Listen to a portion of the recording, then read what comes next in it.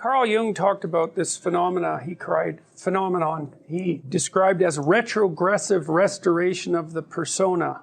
It's a complicated idea, but basically what it means is that sometimes you take a leap forward and you learn some things, but you can't catalyze a new identity, so you try to go back and hide in your old identity.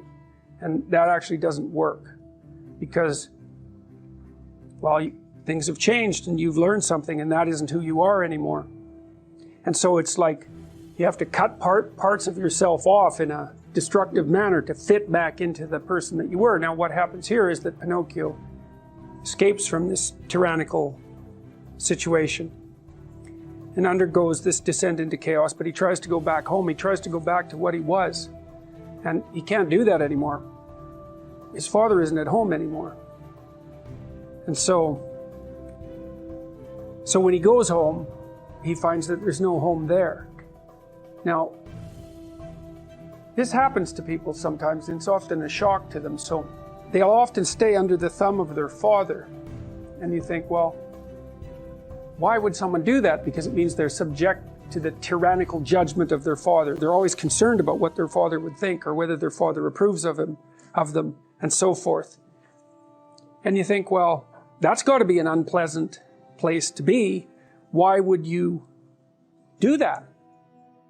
Freud said, for example, that no one could be a man unless his father had died. And Jung said, yes, but that death can take place symbolically.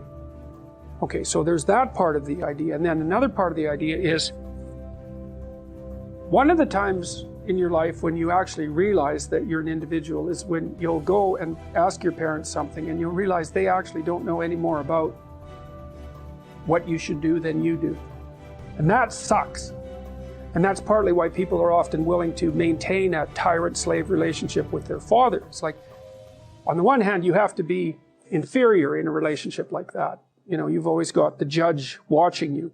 But on the other hand, there's always someone who knows what to do. There's always someone standing between you and the unknown that you can go ask, what should I do? Well, at some point, you'll realize that the reason you can't ask that anymore is because they actually don't know any more than you do. And then that's a pain. Like that is a symbolic death. And that's also when you establish a more individual relationship with your parents. It's at that point that you could conceivably start taking care of them instead of the reverse. And that's a time that should come. But you have to let that image of perfection go. And that exposes you. Well, that's what happens here. You know, Pinocchio goes home and he wants things to be the way they were, and he wants to stay under the careful care of the benevolent father, but that's no longer possible. He's past that point, and that's why the father has disappeared. And so Geppetto has gone off to look for Pinocchio because he also needs his son, but in any case, the house is abandoned. And so then we see inside the house that everything's covered with cobwebs and everything's gone, and Pinocchio and the cricket sit on the steps and they're very concerned. First of all, they wonder where he went, so they're actually concerned that he's gone, but they also don't know what to do because there's just no going home. And so, you know, that's also the case that once you hit a certain point in your development, well, it's the same thing we already talked about. The answers that you're looking for are not going to be found in your parents' house. It's as simple as that. Now, you could artificially maintain your dependency, but, you know, if you do that for too long, things get pretty ugly. And the Lord said unto Abram, and this is the opening of the story, get thee out of thy country, and from thy kindred, and from thy father's house, unto a land that I will show thee. And this is one of those phrases where every clause is significant. Go somewhere you don't understand. That's the first thing. Get thee out of thy country. You know, back in the 1920s, there was a whole slew of American writers who ended up as expatriates in Paris, Hemingway among them, and a variety of others. It was very inexpensive in Paris at the time, and part of their transformation into great literary figures was the fact that they were out of their country, and now they could see what their country was, because you can't see what your country is until you leave it. So you have to go into the unknown, and that's God's first command. Go into the unknown, because you already know what you know. And that's not enough unless you think you're enough. And if you're not enough and you don't think you're enough, then you have to go where you haven't been. And so that's the first commandment, to Abraham, it's like, okay, that's a good one. That makes perfect sense. Go to where you don't know. Yes. And from thy kindred. Well, what does that mean? It means grow up, right? That's what it means. It means get away from your family enough so that you can establish your independence. And that isn't because there's something wrong with your family, although perhaps there is, as there is perhaps wrong with you. But it means get away. I talk to people very frequently whose families have provided them with too much protection. And they know it themselves, and that means they're deprived of necessity. One of the things that you see in the United States, for example, is that the children of first-generation immigrants often do better than their children. And the reason for that is that the children of first-generation immigrants have necessity driving them.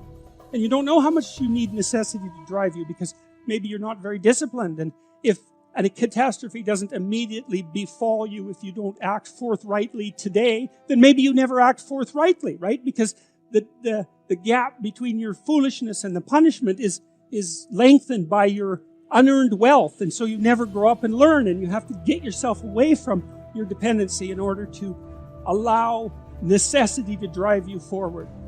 And that's to become independent and to become mature. And I think part of what's happening in our culture is that the force that's attacking the forthright movement forward of young men in particular is afraid of the power of men because it's confused about the distinction between power and authority and competence.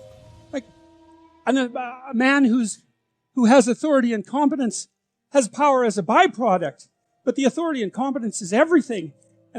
And people who can't understand that fail to make the distinction between power and authority and competence, and they're afraid of power, and so they destroy authority and competence. And that's a terrible thing because we need authority and competence. What else is going to allow us to prevail in the long run? And so you get away from your country and you get away from your kin and from your father's house, right? And you go out there and you establish yourself in the world. It's a call to adventure. That's what the first lines in the Abrahamic story is, a call to adventure. Peter Pan is this magical boy. Pan is the god of everything, roughly speaking, right? And so it's not an accident that he has the name Pan. And he's the boy that won't grow up. And he's magical. Well, that's because children are magical. They can be anything. They're nothing but potential. And Peter Pan doesn't want to give that up. Why? Well, he's got some adults around him, but the main adult is Captain Hook. Well, who the hell wants to grow up to be Captain Hook? First of all, you've got a hook. Second, you're a tyrant. And third, you're chased by the dragon of chaos with a clock in its stomach, right? The crocodile. It's already got a piece of you. Well, that's what happens when you get older. Time has already got a piece of you. And eventually, it's got a taste for you. And eventually, it's going to eat you. And so Hook is so traumatized by that he can't help but be a tyrant. And then Peter Pan looks at traumatized Hook and says, well, no, I'm not sacrificing my childhood for that. So that's fine, except he ends up king of the Lost Boys. In Neverland, well, Neverland doesn't exist, and who the hell wants to be king of the Lost Boys? And he also sacrifices the possibility to have a real relationship with a woman, because that's Wendy, right? And she's kind of conservative, middle-class, London-dwelling girl. She wants to grow up and have kids and have a life. She accepts her mortality. She accepts her maturity. Peter Pan has to content himself with Tinkerbell. She doesn't even exist. She's like the fairy of porn. She doesn't exist. She's the substitute for the real thing. And so, but the dichotomy that you're talking about is very tricky because there's a sacrificial element in maturation, right? You have to sacrifice the pluripotentiality of childhood for the actuality of a frame. And the question is, well, why would you do that? Well, one reason is it happens to you whether you do it or not. You can either choose your damn limitation, or you can let it take you unaware when you're 30, or even worse, when you're 40. And then that is not a happy day. I see people like this, and I think it's more and more common in our culture because people can put off maturity without suffering an immediate penalty. But all that happens is the penalty accrues, and then when it finally hits, it just wallops you, because when you're 25, you can be an idiot. It's no problem. Even when you're out in a job search, it's like, well, you don't have any experience and you're kind of clueless. It's, yeah, you're young, it's no problem. That's what young people are like, but they're full of potential. Okay, well, now you're the same person at 30. It's like people aren't so thrilled about you at that point. It's like, what the hell have you been doing for the last 10 years? Well, I'm just as clueless as I was when I was 22. It's, yeah, but you're not 22. You're an old infant, right? And that's an ugly thing, an old infant. So, part of the reason you choose your damn sacrifice, because the sacrifice is inevitable, but at least you get to choose it. And then there's something that's even more complex than that in some sense, is that the problem with being a child is that all you are is potential, and it's really low resolution. You could be anything, but you're not anything. So then you go and you adopt an apprenticeship, roughly speaking, and then at least you become something. And when you're something, that makes the world open up to you again.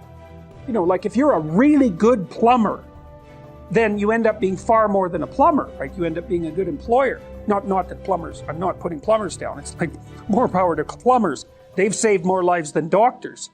So, hygiene, right? So, if you're a really good plumber, well, then you have some employees, you run a business, you train some other people, you enlarge their lives, you're kind of a pillar of the community, you have your family.